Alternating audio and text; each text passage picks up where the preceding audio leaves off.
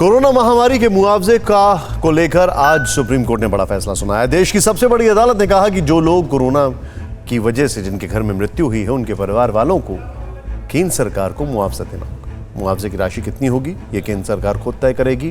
केंद्र सरकार ने कुछ दिनों पहले कोर्ट में कहा था कि सबको 4-4 लाख रुपए का मुआवजा देना संभव नहीं है। आज हम इन 5 तस्वीरों के जरिए आपको दिखाएंगे कि कोरोना वायरस ने जिन लोगों को अपना शिकार बनाया उनके परिवार के लिए जीवन को आगे बढ़ाना कितना बड़ा संकट बन गया है। यूपी और मध्य प्रदेश के इन 4 घरों की तस्वीर तो सिर्फ 4 उदाहरण भर हैं। मध्य प्रदेश के शिवपुरी में मां की मौत के बाद ये 3 बच्चे अनाथ हो गए। पिता की पहले ही मौत हो चुकी थी।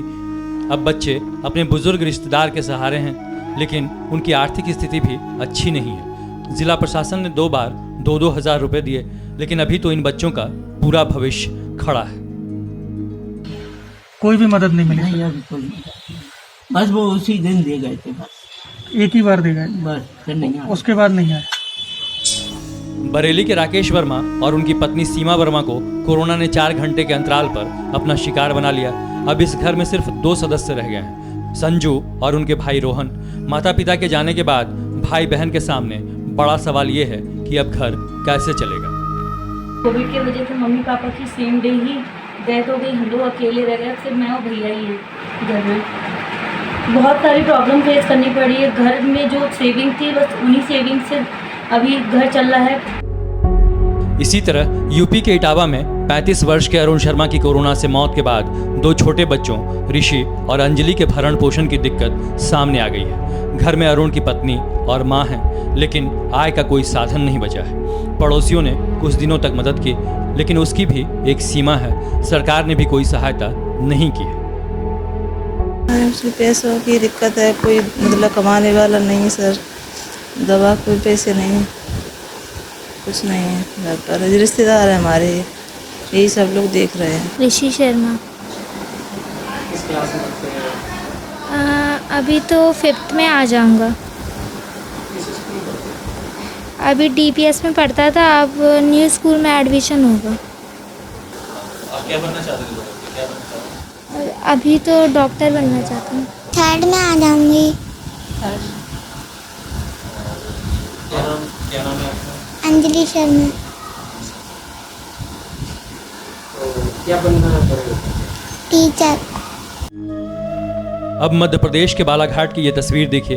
कोरोना की वजह से इस परिवार में 15 दिनों के अंदर 5 लोगों की जान चली गई। 2 भाइयों का परिवार एक साथ रहता था।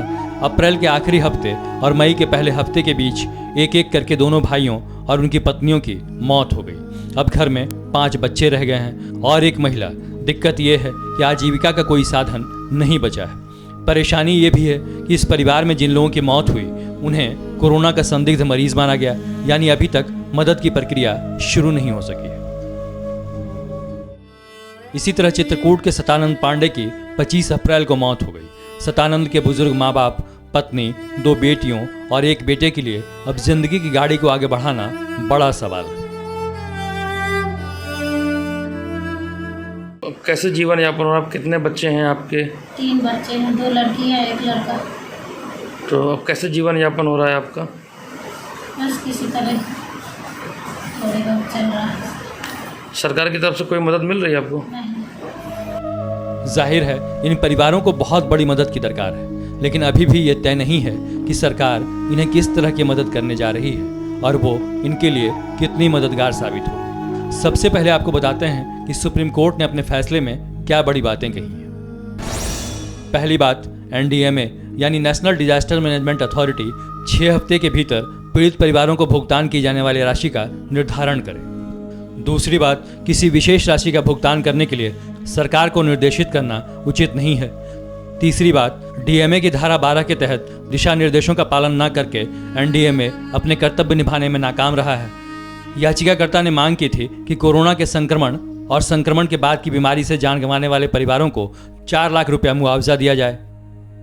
हमारी ये दलील थी कि सरकार का इस तरीके से एक्स ग्रेशिया कंपनसेशन को मना करना टोटली इलीगल है, कानून के अंतर्गत नहीं है, तर्कसंगत नहीं है और ये सरकार की मॉरल ड्यूटी और लीगल ड्यूटी है।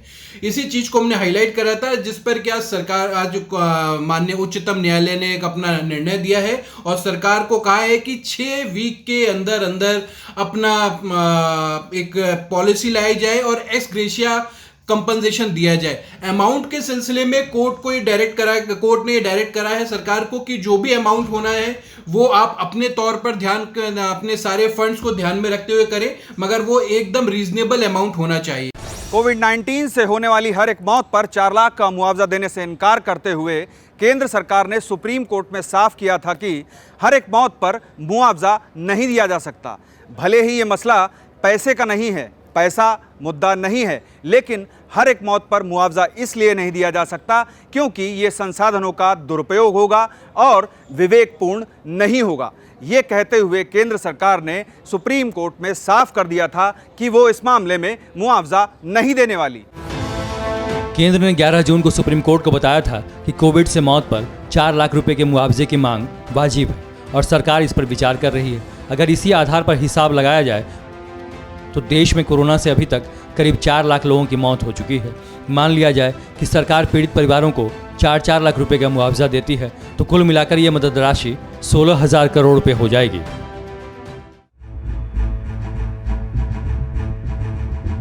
सुप्रीम कोर्ट ने आज यह आदेश भी दिया कि अगर किसी की कोरोना की वजह से या कोरोना के चलते हुई किसी बीमारी की वजह से मृत्यु हो जाती है तो उसके डेथ सर्टिफिकेट पर लिखा होना चाहिए कि मौत की वजह कोरोना है। कोर्ट ने यह भी कहा कि अगर किसी परिवार को डेथ सर्टिफिकेट पर आपत्ति है तो इस पर दोबारा विचार किया जाए। परवाह देश की, सोमवार से शुक्रवार रात 10 बजे TV9 भारतवर्ष पर।